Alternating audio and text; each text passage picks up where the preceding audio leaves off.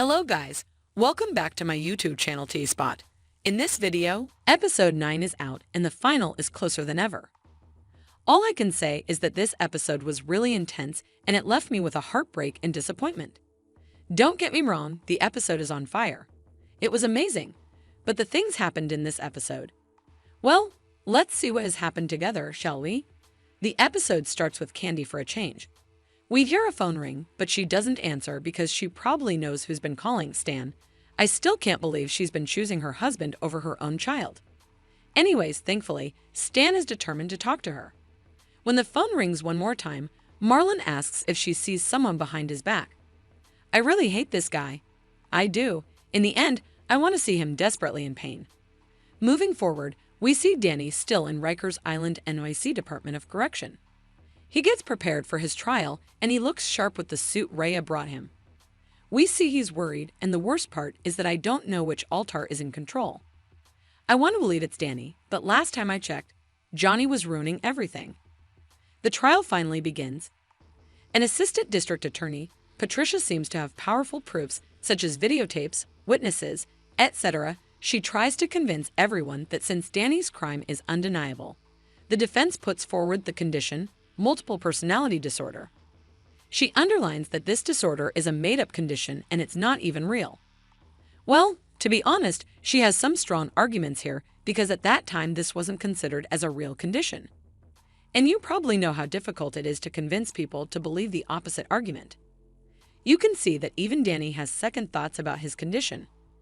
I believe he's questioning himself and Rhea's diagnosis, but Rhea is confident about her findings and we all know it's true. When it's Stan's turn, he says that Danny didn't shoot anyone in Rockefeller Center.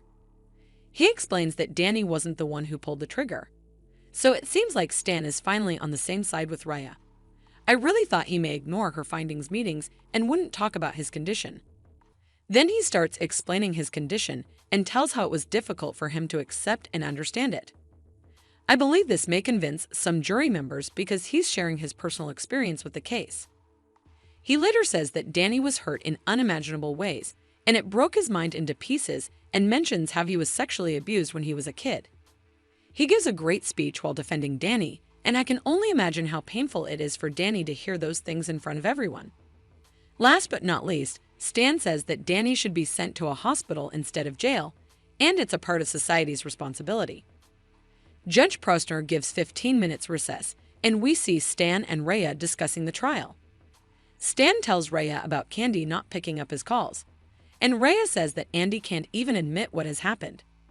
Since their defense is based on Marlon's abuse, they need Andy to confirm what has happened in the past. After the recess, we see Marlon showing up to the trial. He says that even though they don't have the best relationship, he wanted to be a father figure to him. Yeah, sure. He sees this trial as an opportunity to clear his name. He talks about the troubles Danny caused to convince everyone that the problem isn't Marlon, and it's actually Danny. He says that he wanted to protect him at all costs because he loves him as if Danny's his own son. He's really the worst, and I can't find the right words to describe how awful he is. The trial ends and Marlon goes back to home. He asks how he was looking in the trial and Candy seems puzzled. I really don't understand. She has a job and she seems really strong. She was getting by when she was single and she can do it again. I don't think she loves Marlon anymore, so why does she keep staying with him and ignore her child? Anyways, the phone rings one more time and Candy picks it up with anger. But this time it's Danny, not Stan. He starts saying, "I'm sorry," and can't say anything else. It seems like this was the only thing Candy needed to hear because the next day she goes to the trial. She finally found the right path. We see Angelo is there to testify against Danny, and he tells everything as if Danny attacked him for no reason. Then we see Annabelle as a witness too. Last time we saw her, she was terrified of Danny, and she was running away as fast as she could. But today we see her as a witness, and she tells how Danny was different from time to time. He was never violent or abusive while being with her. I believe her testimony is really important to prove that Danny has dissociative identity disorder, but she ruins everything by telling what has happened between Billy and Danny earlier. In the third part of the trial, we see Jerome is there as a witness, and he talks about Ariana. He says that Ariana is not in the room, and he can tell it by looking at how Danny sits and looks. He tells how he found a stranger when he visited Danny while hoping to see Ari. But Patricia tries to convince everyone that Ariana was just an alias, and I can say that she's really good at doing her job. I wish she could see the truth, though. Moving forward, we see Stan tries to talk to Candy after the trial and confesses that they're about to lose. But she doesn't seem likely to help. In another trial, this time we see Raya.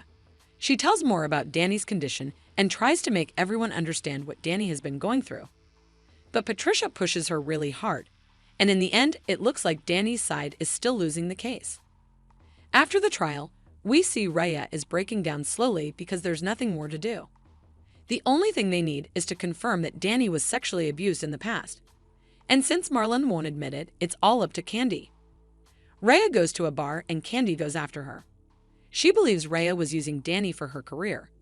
How dare you, Candy? You did absolutely nothing to save your own son, and now you're trying to blame the only person who actually tries to help this kid. Raya says that her conscience is clear, but Candy's conscience is not. She also says that both Candy and Danny are Marlon's victims, and she thinks he wasn't the first predator in their lives. Wait a minute, if this is about what I'm thinking, I don't know what to say. Did Danny's biological father abuse Danny too? I don't know. What do you think? While talking about Danny, Raya seems to manage to convince Candy because we see that she packs her things and goes to trial. As she gets into the elevator, we see Marlon is there too. He's trying to intimidate her and tells her that everyone will constantly talk about her after the word is spread.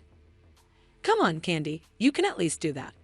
She's the witness now, and Stan asks her if she thinks Danny was sexually abused, and she says no. Danny's eyes are filled with tears, and he's really disappointed, just like the rest of us. I don't know what to say at this point. I believe she was scared to leave her comfort area and lose her life. So instead, she saw Danny as a lost cause and sacrificed him in order to save herself. It's so messed up that I can't even believe what has happened.